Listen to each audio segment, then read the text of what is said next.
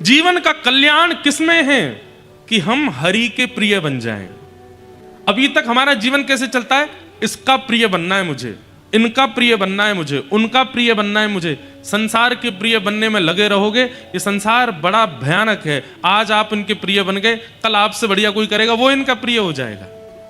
अन्यथा मत लीजिएगा इस बात को। हमसे बढ़िया कथा करने वाले भी बहुत वक्ता हैं, और जब उनकी कथा आपके कान में पड़ेगी तो आपको वो भी प्रिय लगेंगे, क्योंकि संसार का स्वरूप है। हमें प्रिय प्रिय चाहिए, और जब प्रिय मिलता है तो हम पूर्व को त्याग देते हैं।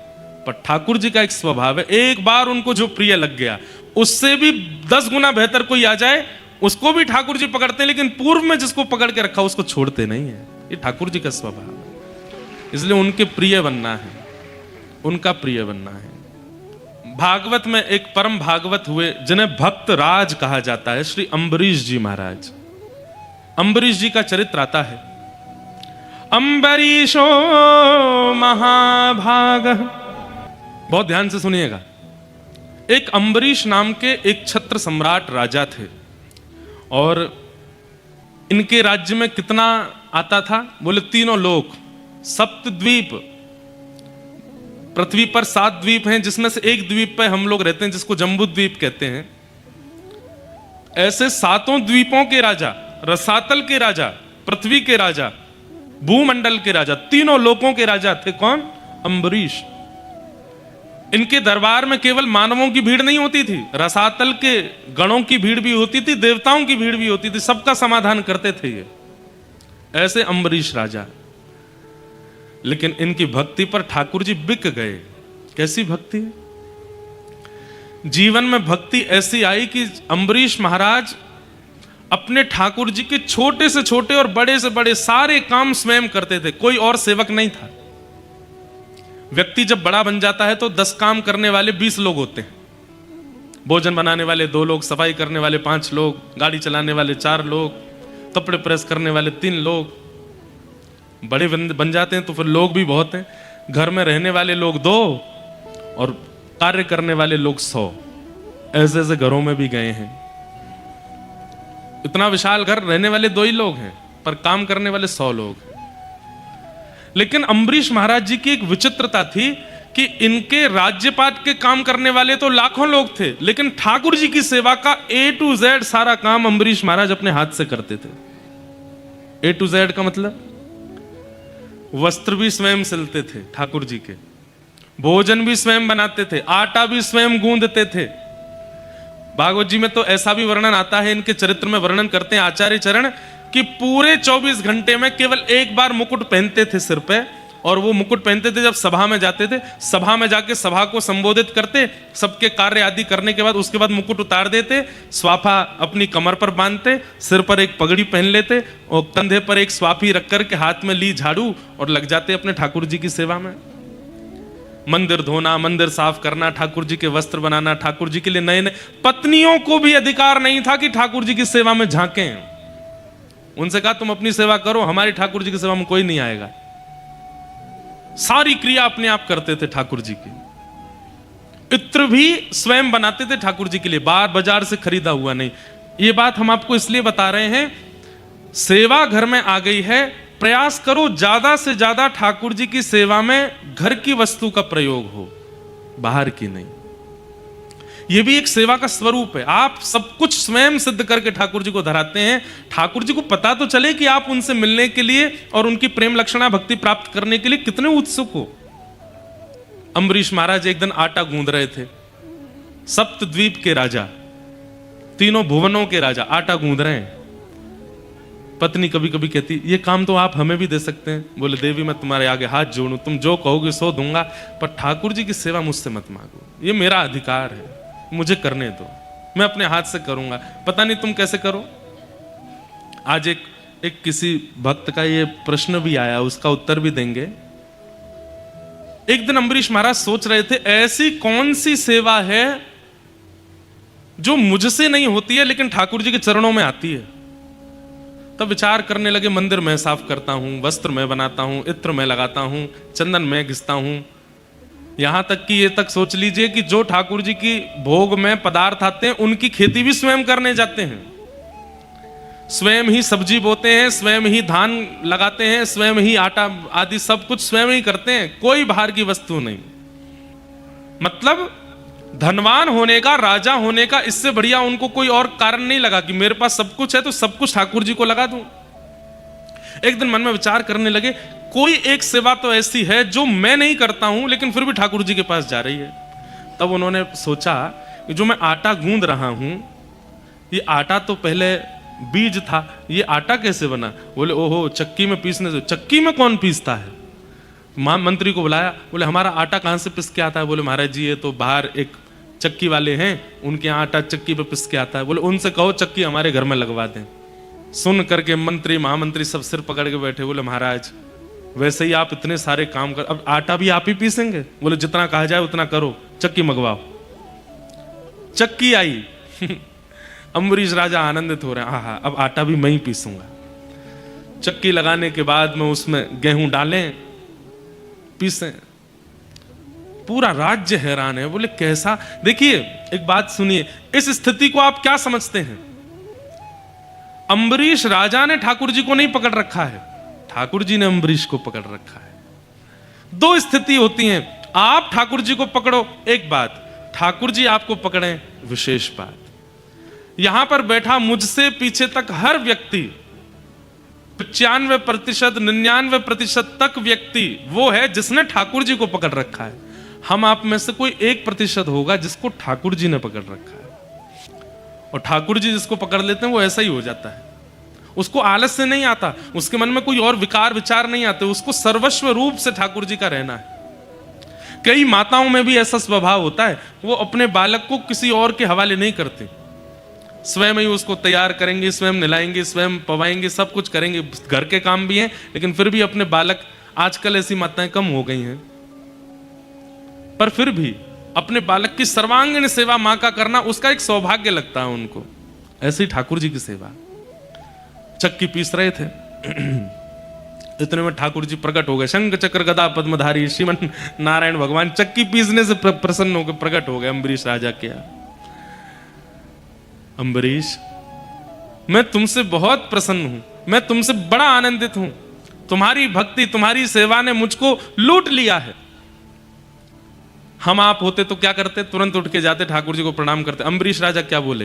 भगवान अभी कुछ गेहूं रह गए हैं, अभी आप वापस चले जाओ, वापस जाके विराजमान हो जाओ, पहले सेवा पूरी कर लूं, आटा गूंदना है, भोग का समय हो रहा है, मुझे आटा गूंद करके फिर बढ़िया रोटी सब्जी बना करके आपका भोग भी लगाना है। अब आप बीच में आकर के विक्षेप कर रहे हैं, समय बढ़ जाएगा, भोग का समय निकल जाए, अभी आप जाओ यहां से, तुरंत जाओ, बाद में आना, जब मैं फ्री हूं तब आना। भगवान बोले कितना विचित्र है बताओ, सेवा के मध्य में ठाकुर जी भी प्रकट हो जाए तो ठाकुर जी से कह रहे हैं कि आप जाओ। सेवा उनके लिए ठाकुर जी से भी बड़ी है, ऐसों को मिलते हैं ठाकुर जी।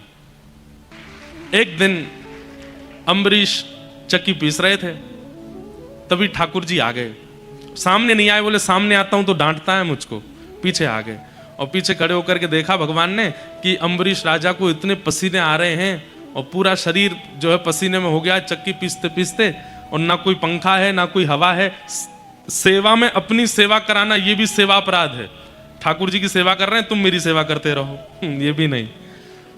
तब भगवान ने मन में विचार किया और अपने पटका से ठाकुर जी ऐसे हवा करने लगे। तभी अम्बरीश जी ने देखा कि उनको चंदन की सुगंधी आ रही है, आहा बड़ी सुंदर सुगंधी, बड़ी सुंदर व्यार हवा की आ रही है। थोड़ी देर के लिए रुक गए, अचानक नेत्र खोले, मेरी सेवा रुक गई, कौन कौन हवा कर रहा है? पीछे देखा तो ठाकुर जी हवा कर रहे थे अपने पटका से। अम्बरीश तुम इतनी सेवा करते हो, देखो कितने पसीने आ रहे हैं। भगवान मैं ये सेवा आपको प्रकट करने के लिए नहीं कर रहा, आपको प्रसन्न करने के लिए कर रहा हूं, ताकि आप राजी रह करके खूब प्रेम से प्रसाद पाओ, सो उठो, स्नान करो, खूब आनंद करो, मेरे राजभवन से कभी ना जाओ। इतने प्रसन्न रहते हैं ठाकुर जी अम्बरीश राजा से। त्रिलोकी राजा, सप्त द्वीपों का राजा अम्बरीश, वो ऐसी सेवा करते हैं, और हम 200 गज के मकान में रहते हैं, फिर भी हमारे पास कितनी व्यस्तता है कि ठाकुर जी का श्रृंगार करने के बाद आरती की सेवा दूसरे तुम कर देना, रात्रि में तुम कर देना, आदि आदि सब। ठाकुर जी की सेवा स्वयं हो, संपूर्ण स्वयं हो। बाकी घर के सारे काम करने के लिए हजारों लोग लग जाएं, पर ठाकुर जी की सेवा, ठाकुर जी अगर आपके घर पर विराजमान है, उनकी संपूर्ण सेवा आपके द्वारा हो। किसी बहन ने पूछा कि महाराज जी आप कहते हैं क्रोध नहीं करना चाहिए, मुझे क्रोध आता है। और उन्होंने कहा कब क्रोध आता है? जब महीने में कुछ दिन में सेवा नहीं कर पाती तो माता जी सेवा करती हैं, और हमारी माता जी जो है वो ऐसी सेवा करती हैं कि उनकी सेवा देख के मुझे फिर गुस्सा आता है कि ऐसी सेवा क्यों। देखो ये गुस्सा नहीं है, ये चिंता है कि मेरे ठाकुर जी की सेवा ये ऐसे क्यों कर रही है। दूसरी बात, ठाकुर जी आपके घर पे विराजमान है, अब आपके प्रति उनका प्रियतमा का भाव है या मैया का भाव है, जो भी भाव है, तो आपके जितने भी संबंधी हैं वो सब भी ठाकुर जी के ही हैं। आप यदि ठाकुर जी की मैया हो तो आपकी मैया ठाकुर जी की दादी हैं। तो महीना में कुछ दिन ठाकुर जी का मन होता है मैं भी दादी की गोद में बैठूं, और दादी तो बड़ी बूढ़ी होती हैं, वो कैसे भी खिलावें कैसे भी करें, बालक का बुरा थोड़ी चाहती हैं। तो उस भाव से आप उनकी बात का, उनकी इस लीला का बुरा नहीं माना करो, उसको स्वीकार कर लिया करो। फिर किन्हीं का भाव, एक और भाव है कि आपने कल की कथा में बताया था कि कुछ लोगों को लगता है कि उन्हें ठाकुर जी की प्राप्ति महीने 2 महीने या साल भर में के अंदर हो जाए। मुझे उनकी प्राप्ति की इच्छा तो नहीं, किंतु मुझे भय रहता है कि ठाकुर जी मेरे चित्त से चले ना जाएं और मेरे लाल जी को मैं भूलूं ना। ये भय अच्छा है, ये चिंता अच्छी है। कई लोगों को तो फर्क ही नहीं पड़ता, पर आपको ये चिंता तो बनी हुई है। ऐसी चिंता का एक प्रसंग आता है। नारद जी महाराज वृंदावन गए, तो वृंदावन पहुंचते ही उन्होंने देखा कि एक गोपी यमुना जी के तट पर बैठी आंख लगाए ध्यान कर रही थी। तो नारद जी बोले, भैया बद्रीनाथ में तपस्वी देखे हैं, केदारनाथ में तपस्वी देखे, पर वृंदावन में तपस्वी?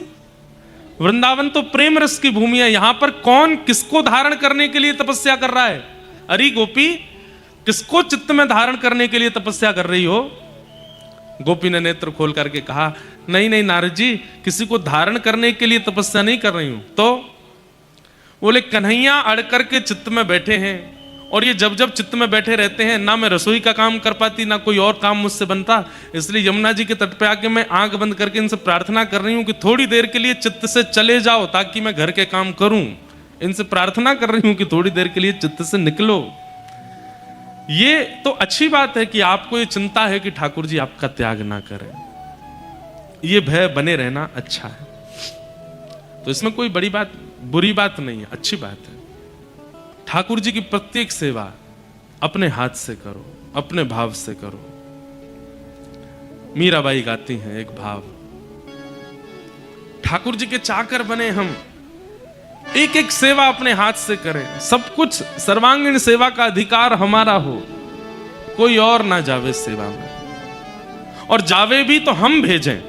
जैसे माताओं को कभी कभी नहीं होता सेवा का अवकाश, तब हम किसी को भेजें और सिखा के भेजें, ऐसे ऐसे करो। और ये तो अच्छी बात है कि वो हमसे अच्छी सेवा नहीं कर पाते तो हमको प्रसन्न होना चाहिए, बढ़िया है, हम ही सजा सकते हैं अपने लाला को, और कोई पर सजेंगे भी नहीं।